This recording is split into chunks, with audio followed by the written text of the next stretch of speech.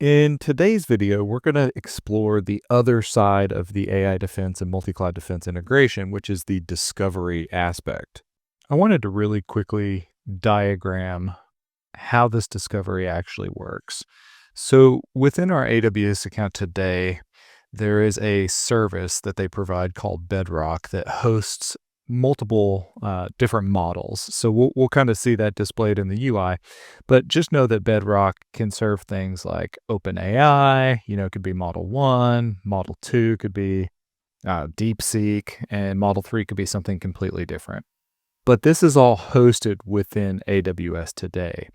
When multi-cloud defense actually goes in and does the discovery of your AWS accounts as you're like onboarding those now, it will discover these Bedrock services that are running and these subsequent models. So the first step in this is that we actually want to take this inventory information and we want to be able to pass that to AI defense. And we want to do this for a number of reasons, and my pen's fighting me here. I have to write in cursive. But when we pass that to AI defense, what it's going to do is it's going to take this model information that we have hosted currently within AWS and pass it into AI defense so that we can actually do what's called validation against those models that we've now discovered within your cloud accounts through the multi-cloud defense integration. This is very important. It's one of the kind of, and I hate to reuse the word bedrock, but it's one of the bedrocks of what AI defense does is it gives us the ability to validate that the models are going to respond appropriately. If there are gaps, we're able to quickly identify those. So right now, with regards to multi-cloud defense and this discovery of the services running within the cloud accounts that are relevant for artificial intelligence, that's limited to Bedrock. We are extending that as time goes by into Azure AI, into Google Vertex, and so on. But for right now, this integration is through Bedrock.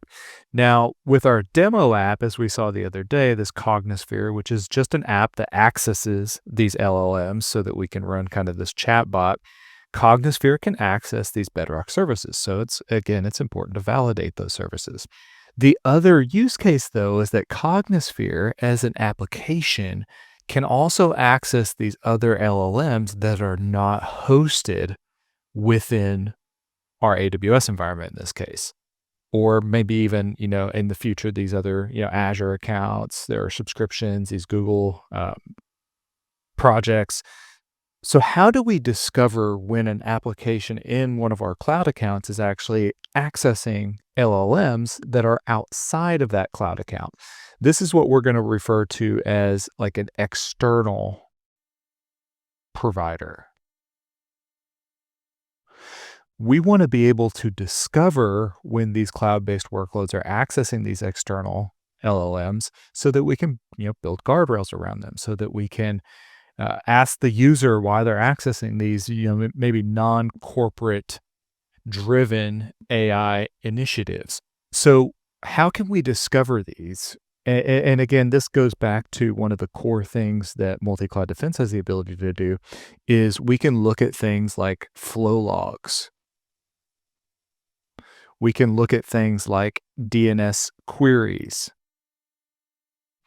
And it's the second one, these DNS queries, that we're actually going to use to discover when people are using these external LLMs. So the kind of second portion of this video is going to be investigating this. How can we set up this DNS query logging from within multi-cloud defense so that we can look into those DNS queries and figure out if our users are in fact using these externally hosted large language models like OpenAI or DeepSeek or something on Hugging Face. We're going to be able to see and reference those so that, again, we can either build guardrails around them, we can go back to the users that are actually responsible for those cloud workloads, accessing those models, and just ask them, hey, what are you doing? So this is what we're going to be going through in the rest of this video is how to do these two different discoveries, right? The internal, AWS Bedrock hosted service in this instance, and then the external facing LLMs and how we're finding out who's using what. going forward. As you're probably aware, we have gone through in a previous video and we've actually set up like AI defense, what we call guardrails through an AI guardrails policy in multi-cloud defense to protect against some of the prompts that users or cloud-based workloads could send to hosted large language models like ChatGPT or Gemini. So, what we're going to look at today is another aspect of this integration, which is where we can leverage some of the discovery capabilities of multi-cloud defenses, reaching into those cloud accounts, discovering cloud assets, but extending that to the AI assets that are hosted within those cloud providers. So when we onboard the cloud accounts, we went through this in another video, we do what's called asset discovery, where we pull back metadata that we think is important for multi-cloud defense for like macro segmentation at our gateways. So you'll see things like the VPCs and VNets, the subnets, all the associated metadata there that we can leverage. We've extended this to looking at the AI hosting models within these CSPs. Right now, you can see the AI assets is under the inventory. This is a new section where we're showing those hosted models. Right now, as of, April 24th, 2025, this is limited specifically to AWS Bedrock, but we are going to extend that to, like the Azure AI, the Gemini within GCP in some subsequent releases. So again, just using our inventory capabilities. So as you onboard these cloud accounts, this will be something that's automatically done. Now, what we want to do and what we want to leverage is being able to take this discovery information and use it within AI defense so that we can do things like model validation, where we actually send attacks against these models to validate that the proper guardrails are in place at the model level. So we'll send like prompt injection attacks, against like hate speech or safety measures to see if they respond back in a manner that might be detrimental to an organization. So what we want to do first and foremost is take a look at AI defense. So I'm going to go into my security cloud control tenant. We will pivot into AI defense. And if you look, there's nothing in here. The only thing we've done was for the AI guardrails that we provisioned yesterday, where we created an application. We didn't really create any policy. We just created essentially an API integration from the multi-cloud defense side. Today, what we want to look at is this assets section. And under assets, you can see it says integrate multi-cloud defense because we're going to pull back that asset information into here so that we can validate against those models. So I'll click integrate multi-cloud defense. It takes you to an administration section in here. But these tiles are kind of native integrations within AI defense right now. I will click, we could click learn more. It would take you to this page where it talks about the integration, kind of steps you through this process. I do have one caveat to this. I kind of found out through this process that they don't specifically call it out, but it is very important, which is the account name. And I'll talk about that momentarily. So if I go to Security Cloud Control, we click Connect, we're presented with three fields: account name, API key and ID, and API key secret. These API keys, key information is coming from multi-cloud defense. The account name, this is important. This is actually not arbitrary as I previously thought. This is our CDO tenant name for multi-cloud defense. So if I go into my multi-cloud defense account, the CDO tenant name is here. I'm going to copy that out and go back here and we'll paste this in. This is important. Otherwise, this integration will not work. The API key and secret, again, we're going to glean those from multi-cloud defense. So if I go to systems and accounts and API keys, you can see I have one in here. Let's just create a new one. So we'll call this AI defense key 1 in case we ever want to rotate these. I believe we could do read only. I'm going to do read write just so I don't have to redo this if needed. We'll grab these. They do not obfuscate these, so I'll have to change these out after this video. We'll copy this. I'll actually download that. We'll close this. I'll pivot back here and we'll paste that in. So we can see now this connects. We can see Multicloud Defense is connected. So what did this do for us? Again, if I think about this logically, this native integration is just going to pass, timed out on me.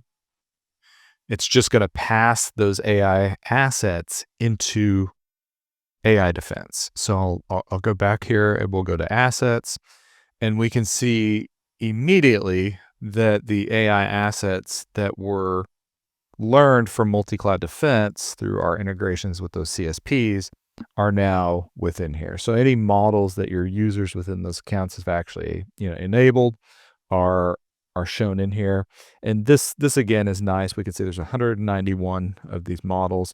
But if I wanted to go through, we could validate these. The validation again is just going to essentially run out and start sending prompts and different attacks towards those, and then it's going to end up giving you back a report as to whether those passed or failed. And again, you'll have some pretty good feedback that you can generate reports out of around those models. If there's things that need to be fixed, those prompts that you get alerted to that worked, that may be where we want to start applying some protections to in the form of policies. So that's the big first step, right? Is getting these models in here so that we can actually validate them. You'll notice there's two tabs up here though. There's a cloud visibility and an external visibility. And right now, if I look at external visibility, nothing shows up. What is this? So if you think about this, if these cloud visible models are ones that are hosted specifically on like Bedrock or Gemini, the external ones are things that we may not necessarily have visibility into without something else happening. And if you think of a cloud-based workload, if I have a cloud-based workload and somebody is maybe leveraging that cloud-based workload to use ChatGPT or to use something external to your cloud CSP account like Hugging Face, how can we gain visibility into those, right? And pass those back to AI Defense so maybe we could see some gaps. A good example of this, because I don't have this configured right now, this actually requires within your CSP account for us to go in and enable things like, let me go back in here. But this integration, for these to start showing up, I need to go within Multicloud Defense and I need to enable traffic visibility. What this is going to do is two things, right? The traffic visibility configuration, if I go in here and enable it, is going to allow us to capture VPC flow logs and DNS query logs. And the DNS query logs are the important component here. So if I go to East, I believe everything we did was in East 1. Let's see. It'll tell us the VPCs here. Yeah. So if I go within here and I take a look, I've got the SE demo VPC, and then I have the AI app VPC. So this is our services VPC.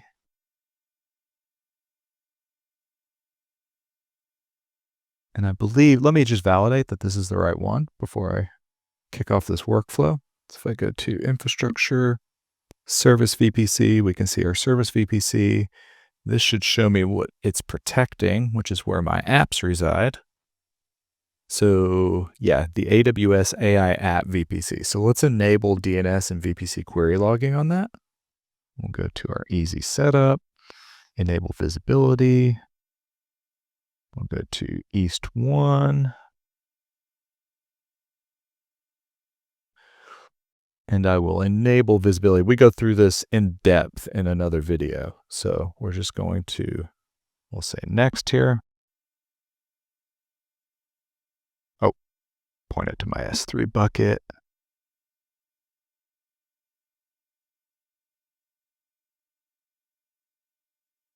This one, click next. And this should enable the VPC query log or VPC flow logs and the DNS query logging on that. And we should start passing that data. That'll take a little while. So I may pause the video and come back. But in the interim, I can show you what this looks like within another tenant. So I'll pivot back to this other organization. And if I look at AI defense within here and we go to assets, external visibility, it's not shown in here either. So I will have to pause this video and we will come back and take a look after we've generated some traffic. Okay. I kicked up actually a virtual machine and just kicked up a bunch of traffic, a bunch of different, basically generative AI websites. And what we're looking for and what I finally see, you can see it's actually been a while, is now if I go to investigate and we look at the DNS logs coming in, I actually have quite a few over here now that are in this category of generative AI. So if I filter within Multicloud Defense just looking for those across this time span, we can see that I've got quite a few come in. So these ones that are actually of the category generative AI are actually the ones that AI Defense filters for and pulls into its system. So you can see I went to quite a few different sites. So imagine just having, basically like I did, users out there just using these other models kind of outside the scope of your specific cloud environment, or maybe outside the scope of what your organizations put out there in terms of apps and LLMs that can be used. This gives us the ability now within AI Defense to come in here. Let me just refresh this page and go to assets. And again, instead of cloud visibility, which is showing us all our models that are within Bedrock and AWS right now, I can go to external visibility. And then, so take a look at this. This is pretty good example. I'm showing 14 in here. So meta.ai seems to be a pretty hot one.